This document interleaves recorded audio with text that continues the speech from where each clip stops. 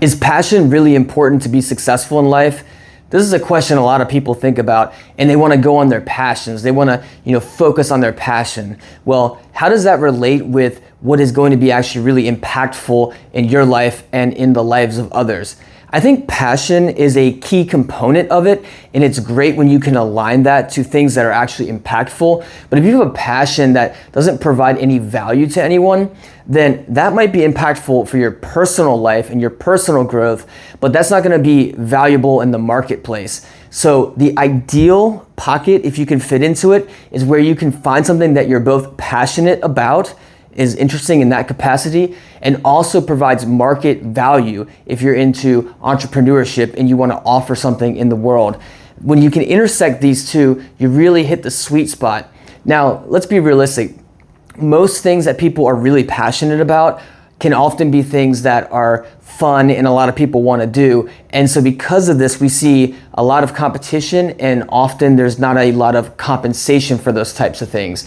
For example, a lot of people are very passionate about basketball or football and they want to do that. The competition is extreme if you're actually going to compete at a professional level. Whereas if you're a systems engineer or doing something with the developing and programming, there's a lot of opportunity there to actually make money.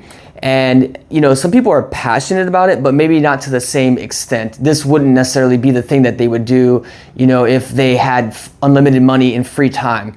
But for some people it would be. So for example, if you're super passionate about developing or working some certain market niche and you absolutely love that, and you can also get compensated for that one way or another, whether that's through working for a company or being an entrepreneur, then you're really hitting your sweet spot there. So I think a great activity is to think about the things that you're really passionate about and what you want to work on, and then also write a list of what you're really good at. Now, you should get feedback from other people. You're the one, I think, who should know what you're passionate about more than anyone else. But if you're not very self-aware, then you can ask people and try to figure out what they see or perceive of you. But what's really important, as for your skills, you should look for feedback, both from people that know you well, maybe casual feedback. You can look to the internet, but you have to take it with a grain of salt because the feedback might be good, it might be bad. And so you need to be really self-aware when you're getting that type of feedback, because it is important. When you are coming from your internal state and you're looking outward, you might think that you're great at something, but for example, if you're speaking and then you get in front of a camera and you have recorded evidence, you can see that you sound or look very differently than you thought you did. That's great evidence. And that's what people can provide to you if you can't do something necessarily that's just recording. But you should also look for results. If you're doing some type of profession or if you're competing in some type of sport or activity, what are your results? Are your results showing you that you're good? If not, it's fine to be passionate about that. If that's something that you want to enrich your life and your happiness, that's not a problem. But you have to consider, is that something that you're going to be competitive in? And if you can get your passions and where your competitive skills are aligned, then that's going to be really, you can really provide a lot of value. And I think you can get a lot of energy from that. And when I think about being passionate about something, energy is also what comes to mind. If I'm really passionate about something, I have a lot of energy to do it. I think you can associate with this when you get into the flow state a lot easier.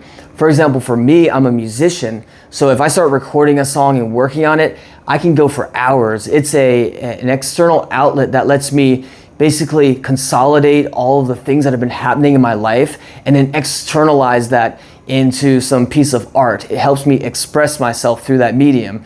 Now, whatever your version of that is, that you get into a flow state, I love creative activities, and I think that people should really be open, especially adults, because we see this a lot where children are very creative. They have this spirit and this energy about them, but as we get older and we become adults, what happens really, I think, is there is some creativity that's lost. The brain changes in structural ways, but really it's the reality around us that we build. We have these societal pressures on how we can act, how we can't act, and then we have all these responsibilities that mount upon themselves. And we're talking about creativity now, but that can also heavily impact your passion that we were just talking about. And so you need to take, during different stages in your lives, depending on where you are, an assessment of what those passions and what those skills are. And those can definitely change throughout your life. You might be super passionate about something when you're a kid, but you're not later on in your life. And that's fine if you want to change it, but I think you should identify for what resonates for you now. And with the caveat, if you're going to go and invest and do something, let's say in a business realm, then you do want to make sure that this passion is something that you're really serious about. You can identify, like, is this something that my personality and who I am really identifies with this as a passion and something that I love? Do you think this is going to be something long term? Because if you're going to go serious towards entrepreneurship and try to build a business around it, you want to know that this is something that has staying power. So if it's just an idea that you got, 1 week, and that you flip from one thing to another, those types of people need to really find a way to stick with things because they get excited just about the newness of a new activity.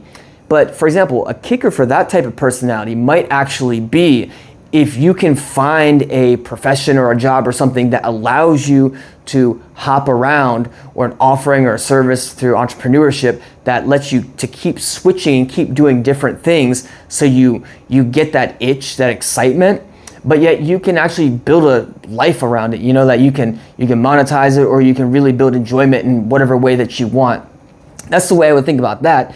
And then there's other people on the other end of the spectrum who really get stuck in their ways. They stick with things that is no longer serving them. And I think it's a very easy trap as we get older to get locked into, where we had a passion, we were doing this thing, and now we just do it as a habit. We don't even really question why we're doing it or why we like it. We deeply associate it with it based on things that we grew up with, whether it was TV shows or movies or music, just cultural influences around you, friends, family. When you're growing up, you started doing things, a set of behaviors, and you begin to think that's who you are.